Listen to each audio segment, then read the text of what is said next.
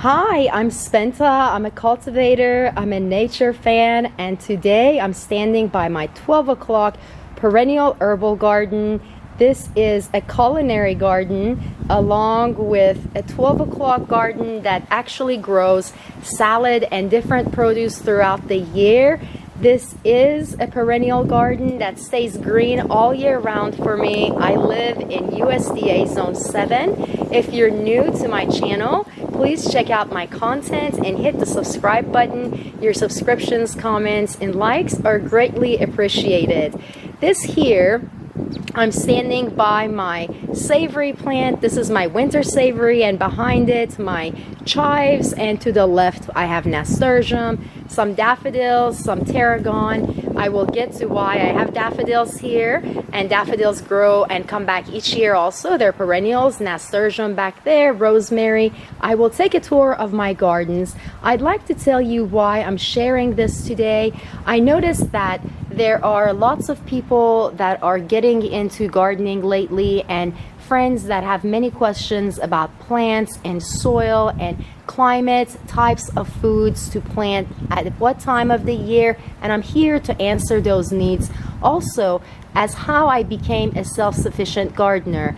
I noticed that sometimes when you go to the store, you want to purchase some items for your meal, and you decide, all right, I'm here at the grocery aisle, you're looking, and you realize that the price of your meal that is required is equal to the price of the herbs required to prepare your meal. So that right there, your fresh produce costs a lot. And this is one way to save money, is to become a self-sufficient gardener. It's a way to eat healthy. It's a way to have fresh plants all year round. So I decided that gardening and becoming a self-sufficient gardener was something that I wanted to do for my life, and one step into eating more healthy food on a daily basis. And that being said, lots of people have questions about gardening, whether it's indoor gardening or outdoor gardening. It doesn't matter which one you decide to do. The soil and plants and climate does matter. Plants love the sun. Plants love special soil, the soil that's required for them. And plants enjoy good climate. The temperature of the soil is so important. Inflation is happening right now, and I have a lot of clients who purchase many herbs and other produce from me. I'm available to answer all your gardening needs, whichever zone you live at. I live in USDA Zone 7, so it's a cooler area in my climate. If you have any questions, I'll be able to answer them. Just leave me a comment and let me know what your question is, whether it's about a plant, a tree, a seed. I will be able to answer it, perennials or annuals. An annual is a plant that grows, and it actually grows that year. It's beautiful for that year, and it doesn't come back the next year depending on your climate. This here is nasturtium. Nasturtium is an edible leaf, and it produces beautiful edible flowers. I have different varieties. This is a cherry nasturtium, and it's very vibrant, beautiful colors of flowers, and the flowers are edible. Dianthus is another flower that I grow. Dianthus is a hardy flower. It grows all year round. The flowers of Dianthus are edible. So that's something that I like to add on my salad. Eating a salad every day for me is healthy. However, I know if I want to go to the store, I don't know where being honest with you, I don't know where the veggies and herbs come from. It's much better to have organic produce. Now, organic produce may cost a lot, yes. However, you're eating better. Okay. In order to eat better and not spend that much money, I decided to become my own self-sufficient gardener. So since that happened, I now have gardens that are green all year round. I don't go to the grocery store to purchase herbs. I eat a fresh salad every day throughout the year. And that is a step I took towards becoming a healthy eater. Having your own gardens can help you do that. It's much better to know where your produce comes from. If you are starting your own gardens, I highly recommend that you purchase seeds from a cultivator like myself or your local nursery. Your local nursery will be able to help you understand what is perennial and what is annual, what grows best in what type of soil and climate. And I will discuss that throughout the video. Just wanted to take a quick tour. There is a beautiful lavender flower. I love lavender. And there is spinach, oregano, hollyhock, flowers in my gardens, some mint, that's a chocolate mint, spinach, coriander, also known as cilantro, some mint, and my daisy. It's a Shasta daisy. It's a hardy flower. Shasta daisies, bearded iris, those are some that I grow all year round, and dianthus. They are hardy to my climate. Once again, I live in USDA Zone 7. It gets cool to -18, -20 degrees Fahrenheit. That's really cold for me. So I do my best to grow what I can that actually stays green. Here is springtime, and during springtime, I'm actually able to grow annuals such as dill or basil, and I love dill and basil. Both are amazing. I have a variety of basil. I love Thai basil, Persian basil, every type of basil. I just love sweet basil, any kind of basil, because I love making pesto. So this is actually also a culinary herbal garden. There's sage right there to the back, and here I plant my own annuals, but I save my seeds each year. And on parsley, parsley is a biannual plant. I have parsley right over here. Parsley being biannual, that actually means that every 2 years you need to replant parsley. Parsley also reseeds, so if you allow it to go ahead and reseed, it will go ahead and flower. Go to seed, afterwards the seeds will spread on the ground and you'll have wild parsley coming out of the ground from everywhere. I have a little one coming out from that area, and I will be transplanting it out of this area. This is my Greek oregano, and my clients love this one. This is my own variety to its right. Notice it's an Italian and Greek oregano mix, actually, because I wanted to be able to sell the portions in the bottom, so I could actually take cuttings for how to take cuttings from herbs and how to cultivate by cutting or by other method. Please take a look at my other shares. I have other videos in regards to saving seeds and transplanting plants, as well as taking plants from cuttings, successful growth from cuttings. And so I take cuttings and I gift to my friends. I also plant for community neighborhoods, and so that right there, this mint and this, I have that mint in the back, and this oregano right here, the mint that you saw earlier, they both go a long way. They both go a long way. Into the community gardens they go. Here is some more parsley, curly parsley. I also have Italian parsley. For growers, if you're trying to grow Italian parsley or curly parsley, do make sure that they are kept in a separate place. If they're not, they will cross and you'll have a parsley of your own. Here is some rosemary. I love rosemary. My clients love rosemary, especially the ones that are in the business of a massage. They enjoy lavender and rosemary as it stays fragrant for such a long time. It's aromatic. And also I have clients, a lot of clients who are into herbal teas like myself. So lots of thyme, basil, lots of mint, and I have other material that are used in tea. This right here is tarragon, and it's also used in some teas. My sage, mint, lavender, chamomile, they're all used in tea. I'm Persian, so I grow borage. Borage is a favorite by the Persians, but if I go to the store for just a little bit of the flowers, it costs over $10. I can grow my own here, and I am now growing it to the point where it grows on its own, It's a perennial that comes back each year. If it dies that year, it will come back for you the upcoming year. So that's nice. So that's a good thing to consider, that if it dies, don't think it's particularly dead. It'll come back the next year. If I walk right over here, I'll see that there is one little, I saw one little weed, right? So that's a weed plant. However, if you see, oregano can be used as a ground cover.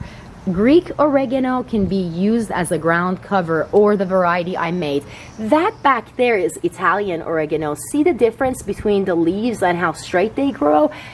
That's right. So the middle is different, and this right here is the variety that I like to use right here. The taste is right. The flavor is my favorite. It's my favorite oregano.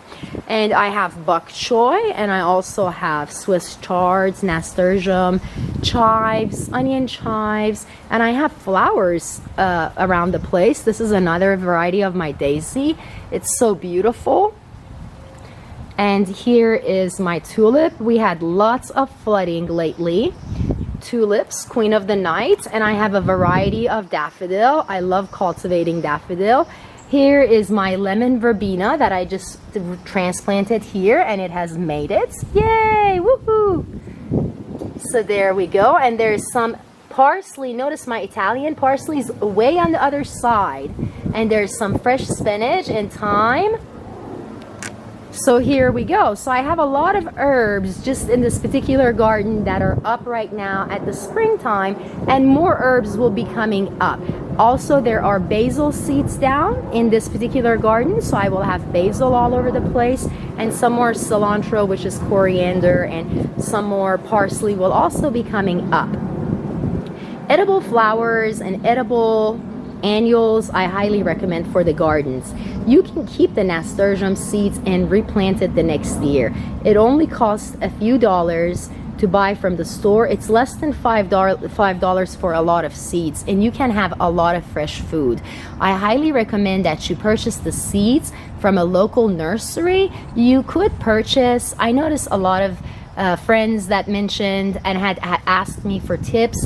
Department stores are a bit different. Department stores bring their plants from another place, whereas nurseries, your local nursery, usually grows the plant there or brings it from a local place or some place that they are familiar with and bring the products from there. So we know that it's safe and it's good for your climate and zone. That's why I always recommend local nurseries. I have traveled far. I have a plant that I love. It's my Blackberry plant, and I traveled far for it and it's okay to do so. However, it's a hardy one, and therefore I know that it's going to come back each year. And not only it's come back each year, but now I have a field of blackberry along with elderberries and blueberries. I also have a berry that's used by the Persians. It's called barberry. It's delicious in food. Love it. Zeresh polo is the name of the food, and it totally uses that berry. So I have herbs and I have berries, and I have a lot of other products that are used in our meals. I use flowers, and I highly recommend that you use flowers. Hardy flowers or perennial flowers come back for you each year.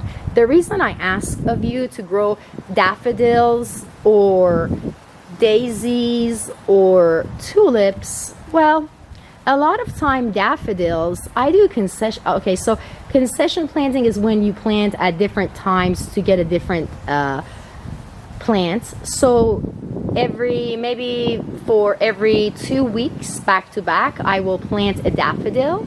Therefore, I'll have continuous daffodil. In the front gardens, I have daffodils that are bloomed right now. Daffodil, when your first year daffodil blooms the next year, meaning that it's now a second year daffodil. When it first blooms, it's usually blooming at the beginning of the spring. That is your cue. That's a cue. Here's a tip. That's a cue to know that your soil temperature is about ready. That's time that I plant radish and turnip and cabbage, because that's how much time I have until it gets warm. But once again, I live in USDA Zone 7.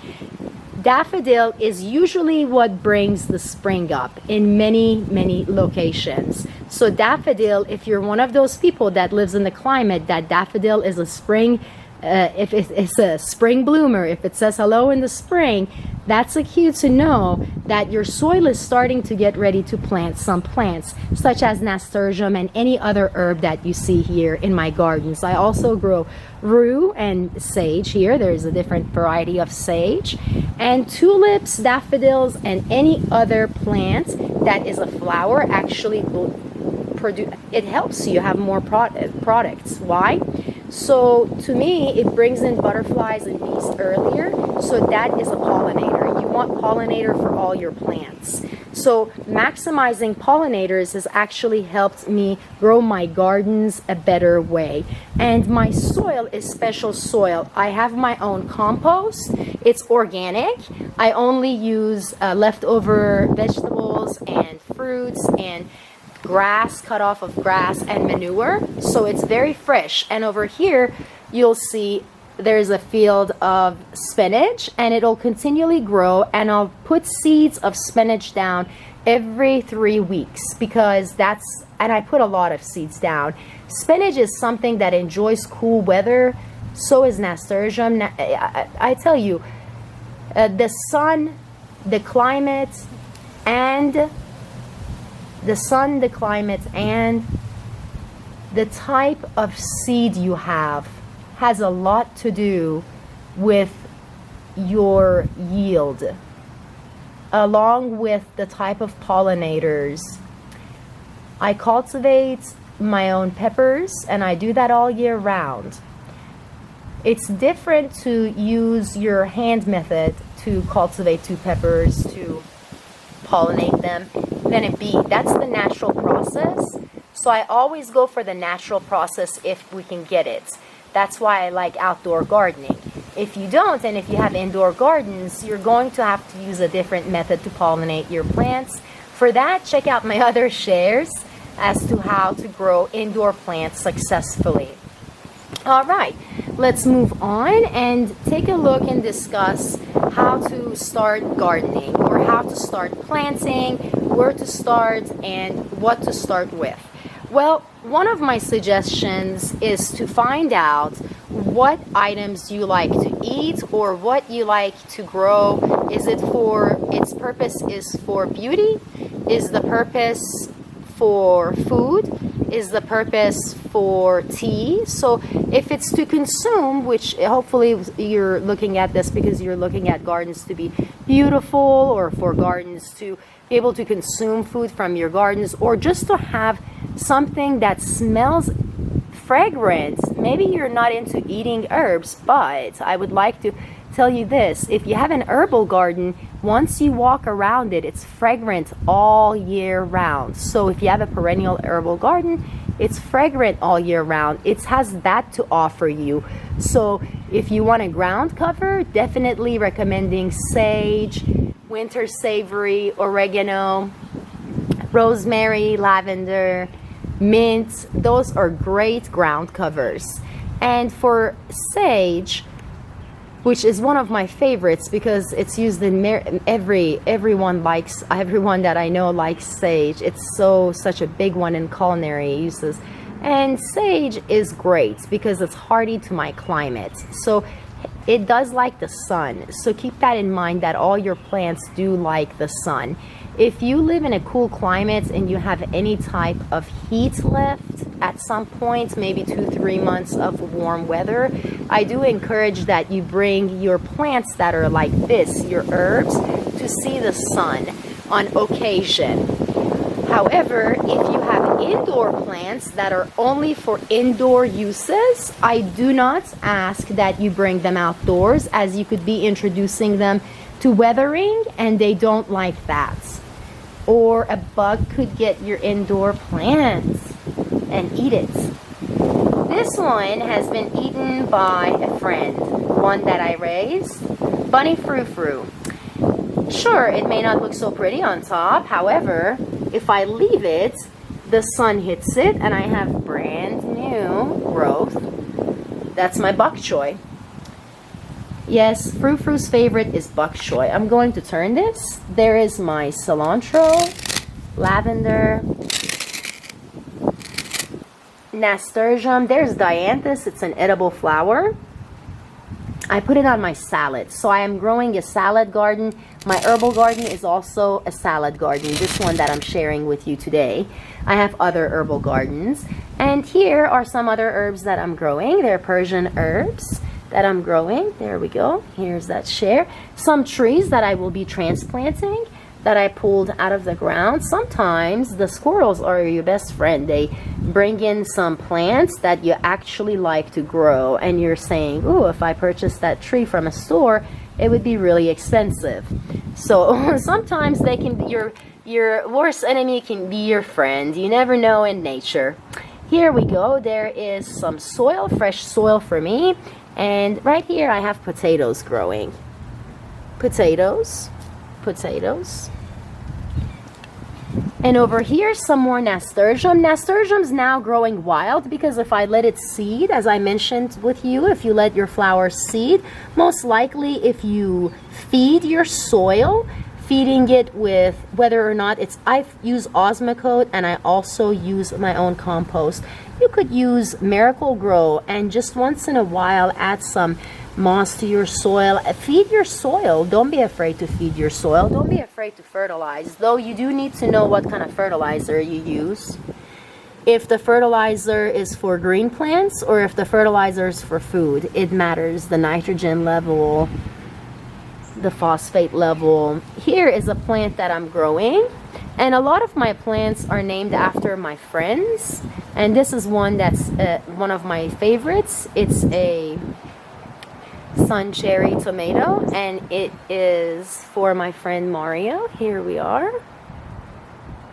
There we go. So it is named Mario. Doing really well. And it's a tomato that's in a pot. So that's a good sized tomato. That's a good sized tomato. There's a ground cover for me.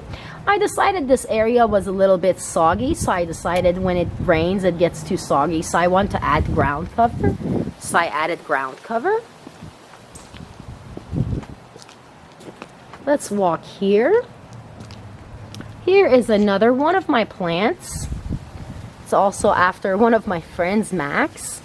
And here, named after Max, this is a particular variety of pepper. I'm a cultivator of peppers, so spicy is where I go, and I do have different types of pepper, but I am the person to go for if you're wanting to ask any type of questions about spicy peppers. I'm working on cultivating the spiciest pepper. That's one of my goals, so I hope it happens. This is a spicy Chinese variety. It's very good.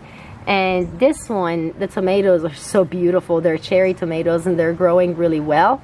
And there is basil. This here is a method called companion planting.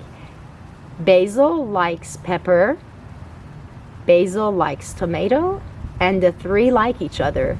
So companion planting is a method that I suggest for you guys that are beginners or that are regular gardeners. Companion planting helps your plants. It helps your plants grow better and help give them better produce. They enjoy each other. Those are some plants that you grow next to each other. As I mentioned, you do not plant cilantro next to parsley. They get confused. That's a non-companion plant. Here, these basil, that's a Thai basil, and then tomato and pepper are companion plants. And here I have my strawberries. My beets are coming up. There's my other friends. All my friends are here. There's Mum's strawberry coming up. Hostas doing good. Flex is doing very well here. All my friends, and RC's back there. Pro's flower.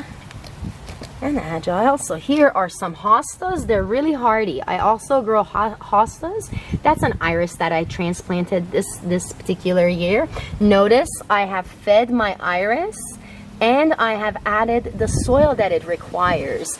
Soil is so important, and so is soil temperature and soil pH. Everything around here is of a neutral pH of 7.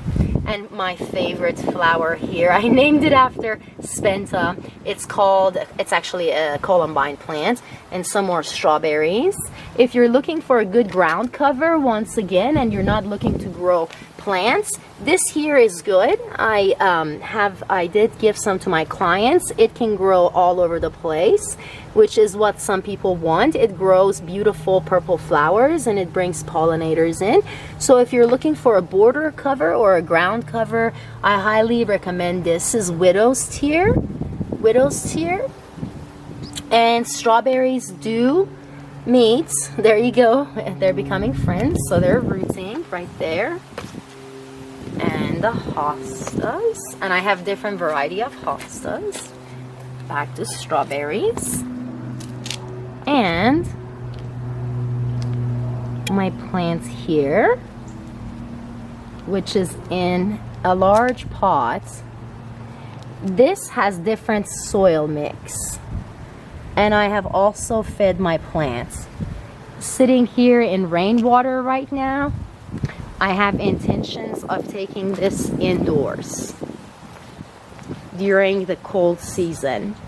I do grow indoor plants just for beauty reasons and for purposes of the fact that I love plants all year round, inside and outside.